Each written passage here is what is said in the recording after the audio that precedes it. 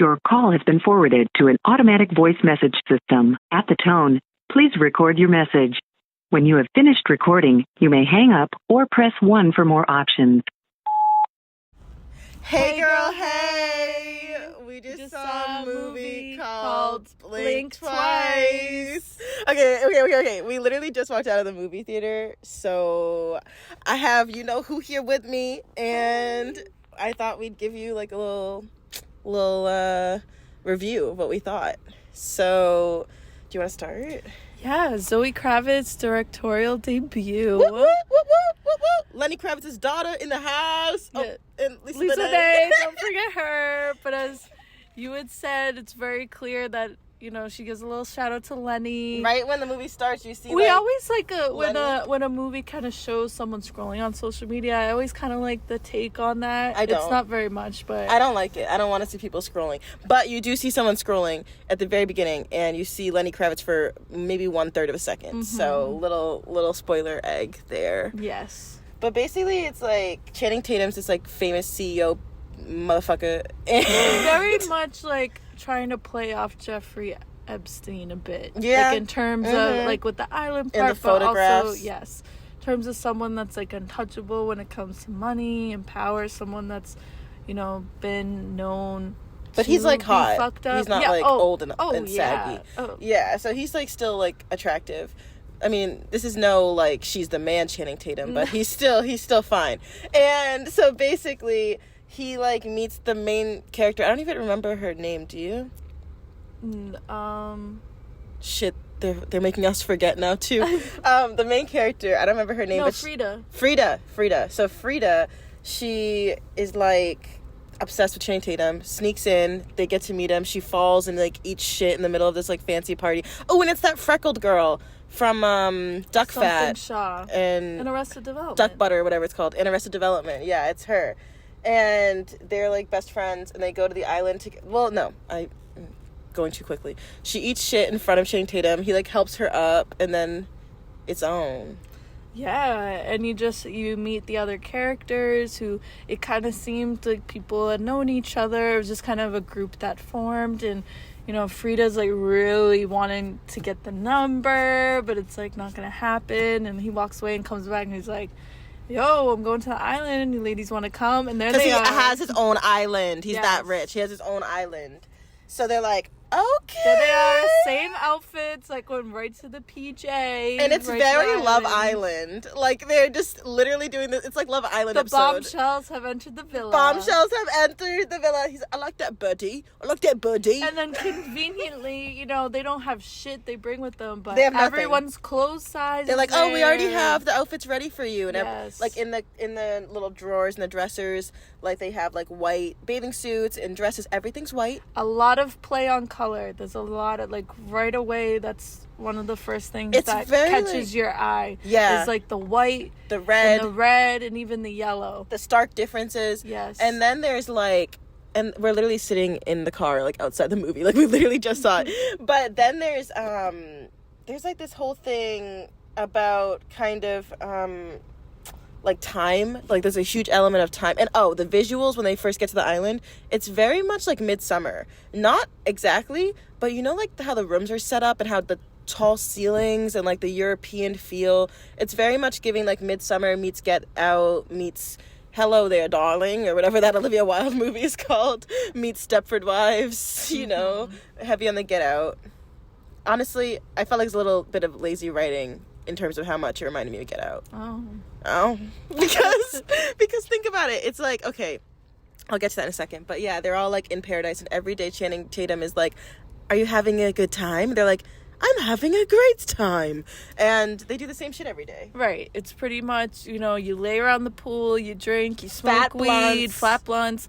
It's a 5-course dinner. Then everyone does MDMA. And the guy who's the chef is dirt nasty. Like it was 1980. That will be quite a deep cut. Quite a the guy from What I Like About Simon You. Rex. Simon Rex is in this. I like gasped when I saw his face on screen. Like, yes.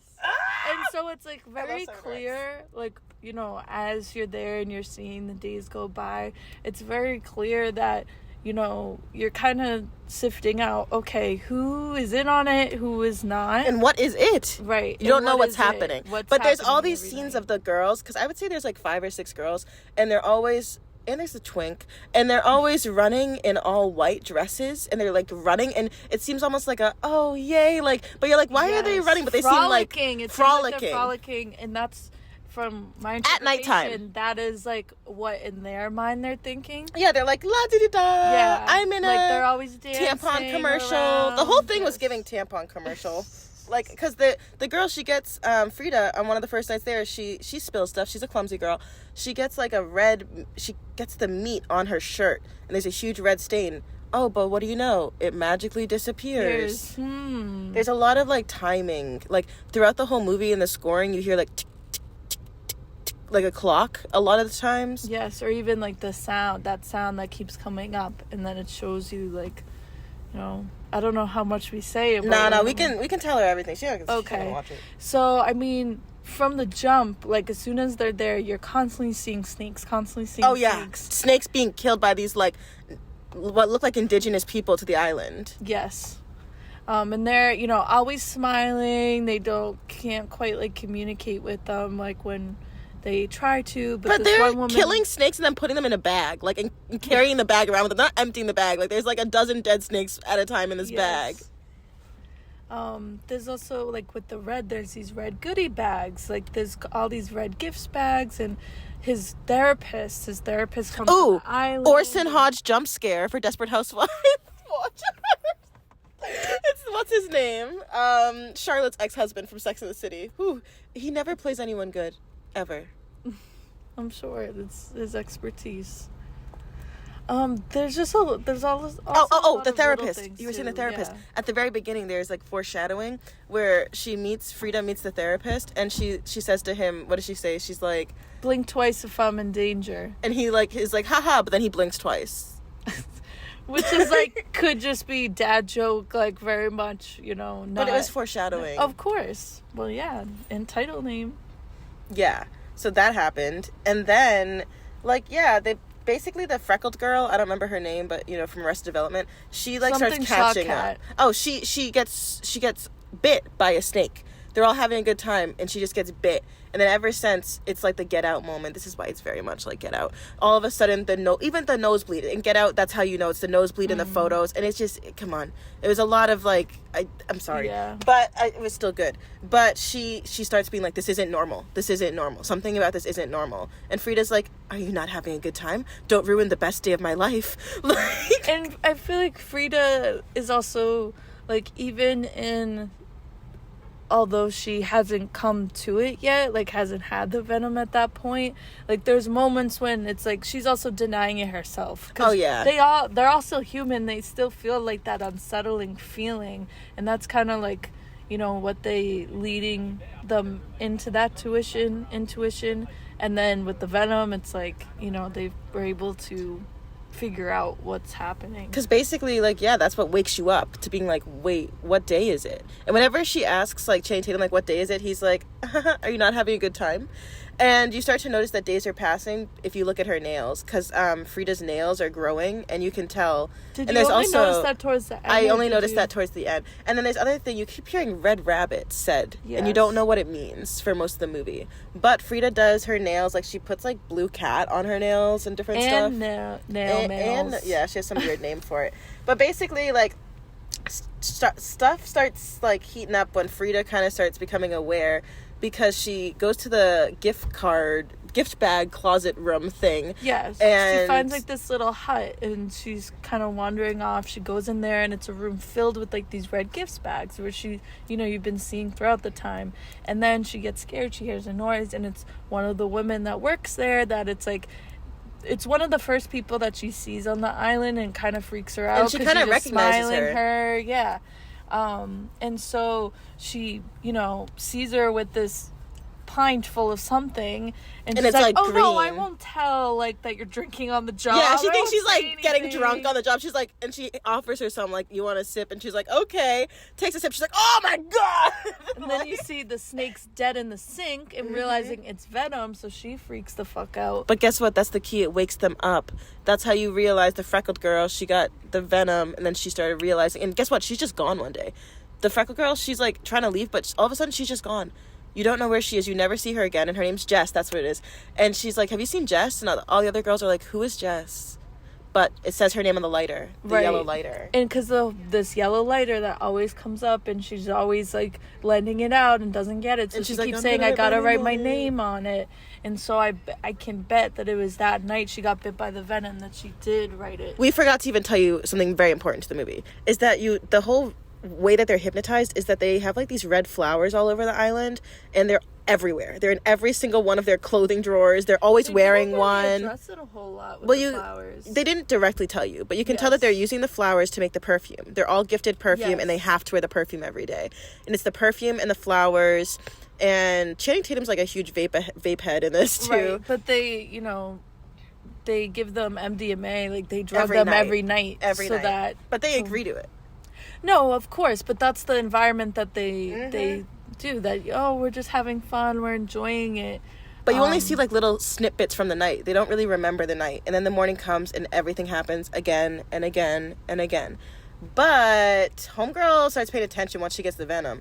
And she's basically this other girl, the one who she's like, you don't remember Jess? She starts, like, talking to her. They put 1 and 2 together. They're like, let's make venom shots. Right, well, because no one believed her, because no one knew that, and that's what they come to realize. So basically, out of the girls, like, Jess obviously was her roommate, her friend beforehand. So she's going to remember, oh, where the hell is my friend that I came with? The other girls, they don't remember, and, like, they don't, you know, they weren't with her, but she had just enough venom to recognize, you know, my friend isn't here. And because Jess wrote her name on the lighter, one of the other girls, you know, came to her and was like, you know, I don't know what's going on, but I'm not saying I believe you, but... Well, no. What happens is the other, Frida's trying to tell her about it, and she's like, I don't mean to sound like a bitch right now, but I think if there was a whole other person here, I'd remember it. Because, you know, but then they put 1 and 2 together, and they start having breakthroughs like, we went here with men that we don't know, and none of us know these men. We're such idiots. Oh my God. Like, we don't actually know, and no one really all knows each other. Then from that moment on, it becomes very Barbie movie, where they're like, all right, we gotta wake up the other Barbies. So they start, like, they make venom shots with vodka, and they start waking everyone up, taking shots after shots after shots with the girls, but the guys are fishing. And so the character we haven't yet mentioned is there's this woman who's played by Gina Davis. They don't even say. It seems like it's like hinted. An assistant or someone that's like a family friend. It's hinted that it's like Channing Tatum's mom, kind of. Yeah, I think it's not his mom, but something familial. I don't know. But no, just because, like, you kind of suspect maybe she's in on it, maybe she's not. She has some of the venom. You know, she drinks it when they do and the like shots. You know, slowly it takes a little while, but the other two, like the other women that weren't caught on to this, you know, they kind of all at the same time, they have this realization. They kept getting the nosebleeds. It's like Get Out. Like, once they start getting with it, you see the nosebleed action. And so someone's taking Polaroids the whole time, one of the guys that's there. And Frida and I forget this other woman's name, that they're kind of, you know, putting the pieces together. They were really smart that in the part of the day when they're at dinner time, before they would all take the drugs, they kind of wanted to switch things up. So they just started to dance. They hit some weapons. On the tables, they're dancing, but mess up the night. They're distracting them. Yes, they're distracting the guys by the dancing, but they're secretly hiding weapons around that they'll reference later. Exactly. And so kind of at the same time, like, the two other women, they come to realize it's very much like, it is satisfying in the sense that from when they realize, like, it's that day, it kind of comes to fruition, like the, you know, the revenge. And but there's, I'm gonna say this trigger warning, essay trigger warning, sexual assault trigger warning. What happens is they get a flashback. Frida gets a flashback at dinner, and all of a sudden she remembers seeing her friend Jess murdered, and they said, we have to kill her, she remembers. Then they start thinking, what are we forgetting?